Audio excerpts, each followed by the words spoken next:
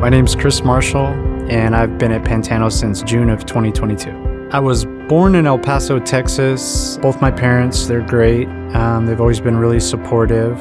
They were very loving, and they made it to every game and were there for me. Growing up Catholic, we were definitely involved in the church. I taught Sunday school at some point. I don't know if I ever really had that relationship with Jesus.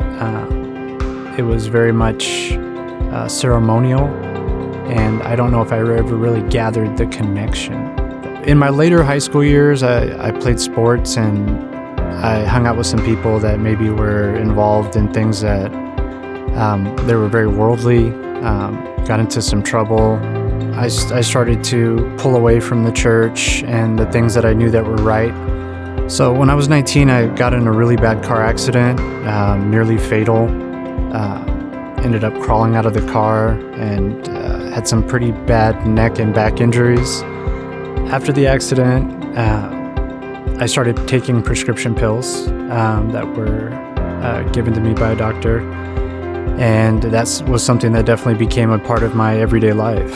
Whenever you're using a substance to regulate your emotions and to feel or not feel, it definitely has some negative consequences. You get to a point where that becomes a necessity in your life. So it's no longer just something that helps, it's something that you need. And when you get to that point, things can go really wrong. I had a great relationship with my son when he was young, and we were really close. He was never not with me.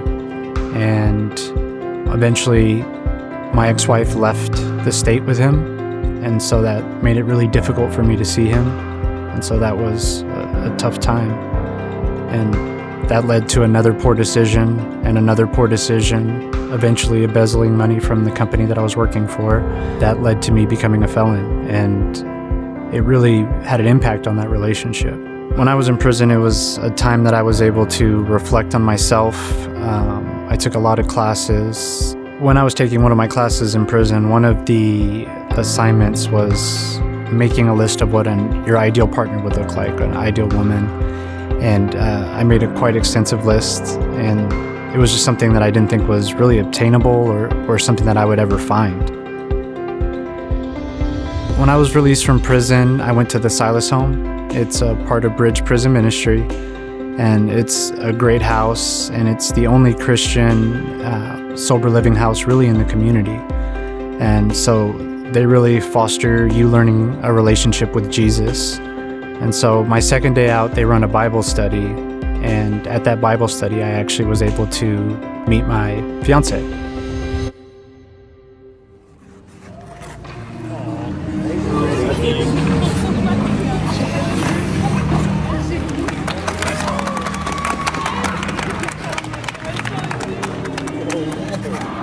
So I guess that list really wasn't that unobtainable.